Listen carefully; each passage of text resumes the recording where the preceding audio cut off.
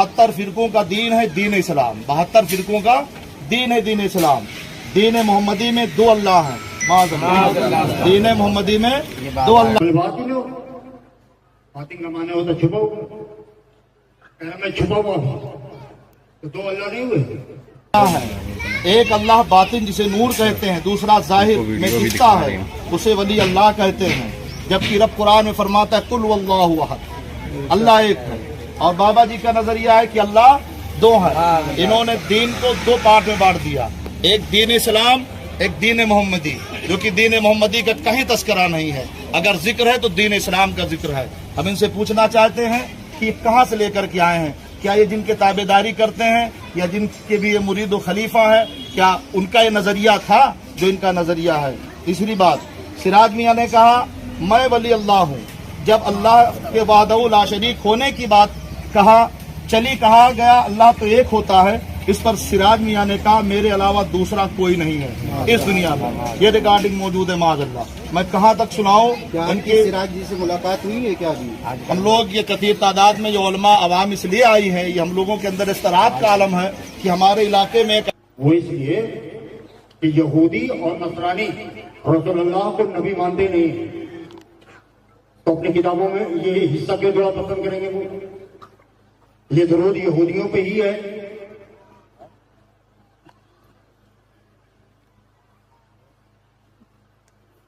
सिर्फ मुसलमानों की ही किताब में है। यहूदियों की किताब उठा के देखोगे जिन पर ये दरूद इब्राहिम आया है, उनकी किताबों में रसूलुल्लाह का जो हिस्सा थोड़ा सा दरूद का जोड़ा हुआ है कि अल्लाहुम्मा सल्ली अला मुहम्मदिन कमा सल्लैता अला इब्राहिम, तो ये जो हिस्सा जोड़ा हुआ है, ये हिस्सा उन यहूदियों की किताब में उनके दरूद इब्राहिम में नहीं मिलेगा।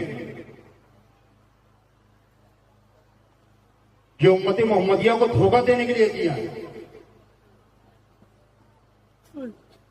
सिर्फ दीन फरोशों के लिए, माल और दौलत की खातिर। जो कुरान में अल्लाह कह रहा है, अल्लाह कहता है कि वाक़िमुस सलाता व आतुज़ ज़काता, हे ईमान वालो सलात को कायम करो और ज़कात को अदा करो। तो सलात ऐसे कायम होती है बेटा जिसको अल्लाह अपना वली बनाता है, उसमें अल्लाह का नूर जाहिर रहता है। उसी नूर की ज़ियारत करना सलात है। सलात के माने ज़ियारत करना होता है। नमाज कोई पूछने नहीं है तुमने पढ़ी कि नहीं पढ़ी, सलात नहीं कायम करोगे तो मैं पूछूंगा।